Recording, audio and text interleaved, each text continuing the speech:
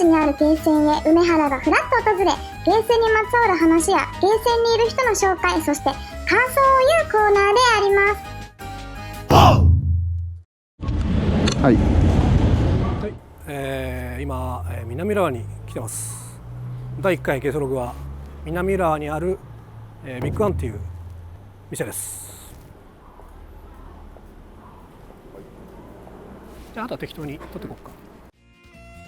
南浦和駅東口を出て左側、横断歩道を渡り駐輪場で右へ曲がります。そこからまっすぐ進み、徒歩約3分で到着します。駐車場もありますから、遠征路する人たちはこれで。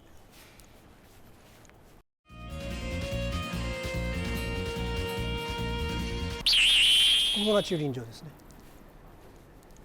自転車でも来れます。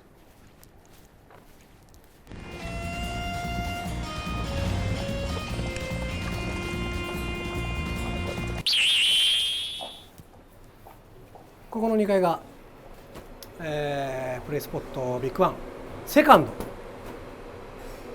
なんでセカンドなのかをちょっと気になりますけど、そこら辺もオーナーに聞いてね、聞く楽しみがあります。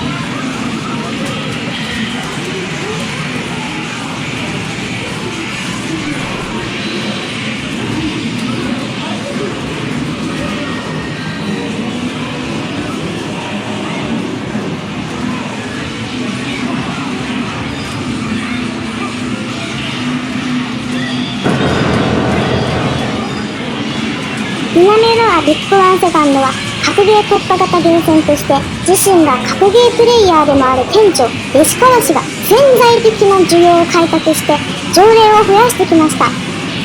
毎年全国大会を開催しているメルティーブラッドをはじめ、ジョジョの奇妙な冒険、ヴァンパイアセイバー、マーベル VS カプコン2の他にも、ストリートファイターシリーズ各種のフリープレイや対戦会が毎週のように開かれ、多数のプレイヤーが訪れています。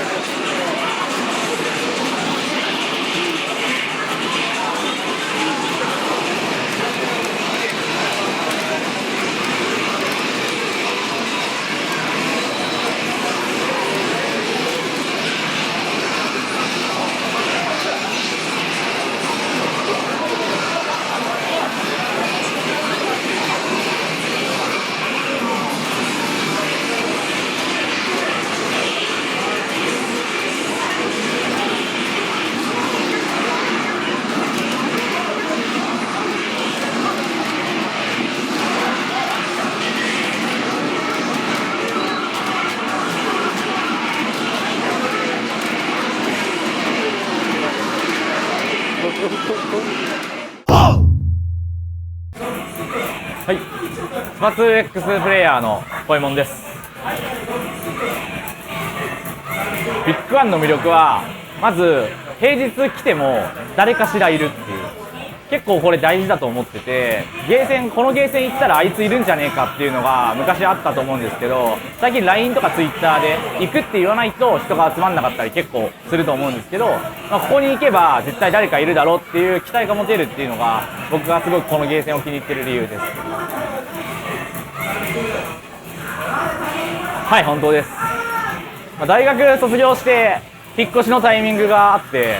どこ引っ越すかっていろいろ悩んだんですけど、最初南越谷のビッグワンがあった時に草加に住んでたので、草加から近いからいいかと思ってたら南浦和に移転するよってなって、でそこからちょっと遠いながら通ってたんですけど、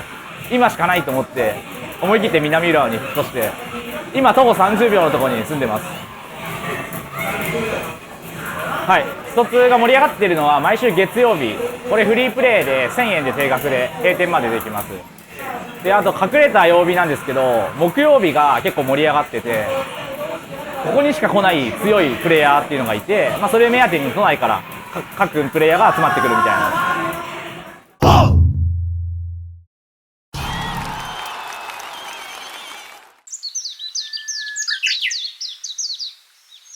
すいません。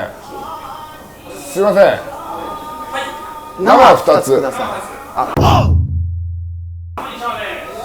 はい、はい、お疲れです。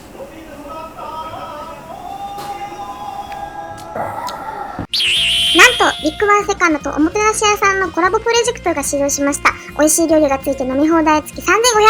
皆さんぜひ行ってくださいね。なんかその辺の人を呼び込むためには、なんつうの、どういう風に。やっぱ先手はメルティーブラッドっていうゲーム、うちメルブラ今すごい盛り上がってるんだけど、それもオープン前から当お店の、大宮の方にあったお店で、稼働してたんでね、稼働してたんですけど、ずーっと張り付いてました。要は顔覚えさせるために来た時に、じゃあもうなんかその店に行ってなんだこいつって思われるぐらいな感じで、もうとりあえずギャラリーとして、週に2日ぐらいは必ず行って、ぼーっと見てたっていう。じゃあなんかよくわかんない、プレイしないんだけど、いつもなんかいる謎のおじさんがいると。何なんだっていう、やっぱ思わせる。だから今度来た時にやっぱちょっと若干こすい話になるんですけど、やっぱそこら辺はやっぱそのタイトルを増やすために、きっかけとして根付いてくれたらいいなっていう感じで、なんか他にもなんか同じようなことした？その開店前に他の店行って顔売ったりとか。セーバーの時はちょっと話したらだけど、やっぱケイン特選沿いの人に多分プレイヤー住んでんだなっていうのはちょっといろいろ言っていろいろ調べたんですよ。調べて、だからこの人たち多分ケイン特選沿いなのかなっていうか、アクセスしたのかなっていうことで、だからもう今僕にそれ当時できることはもうそれぐらいしかなかったっていうのが、人脈そんななかったし、03ぐらいしかなかったから。ドラゴンボールが実は今超流行ってるじゃん。超ドラゴンボール Z ですね。超ドラゴンボール Z。日本でもほぼ一応今現状調べてるんですけど、ここだけです。日本でそうですね。南浦ビッグワンセカンドだけです。で、ちょっと前に分かったんですけど、マカオにゲームセンターがあって。そこが稼働してる。だから世界で南浦和とマカオしか稼働してない。そのゲームやりたいと思ったら南浦和に行くかマカオに行くかの2択しか出てですね。そういうところでの交流とかってあったりするの？例えば去年から一昨年かな、ツイッターのやり取りじゃないんですけど、マカオのプレイヤーが、その日本のプレイヤーのツイッターを見て、俺たちは何億だっていう写真をつけたツイートが見て、それで日本のプレイヤーの代表の方というか何人かがそれに反応して、ちょっと やりませんかみたいな、そんな会話をしたらしいんですよ。そしたらじゃあ行きますよってことで、襲来強襲してきたと。そうです。強襲マカオ人が強襲してきたと。まさにちょっとドラゴンボールらしいというか、行きました。で実際やりましたね。それはちなみに結果としてはどうだったんですか？結果は日本のプレイヤーが勝ったんです。ただやっぱりかなり強いみたいです。その人間性能的にやっぱ速いとか、だから攻略面の部分でちょっと日本の方が高いのかなっていう聞いた話では。なるほどね。お客さんの顔を見て、臭い話ですけど、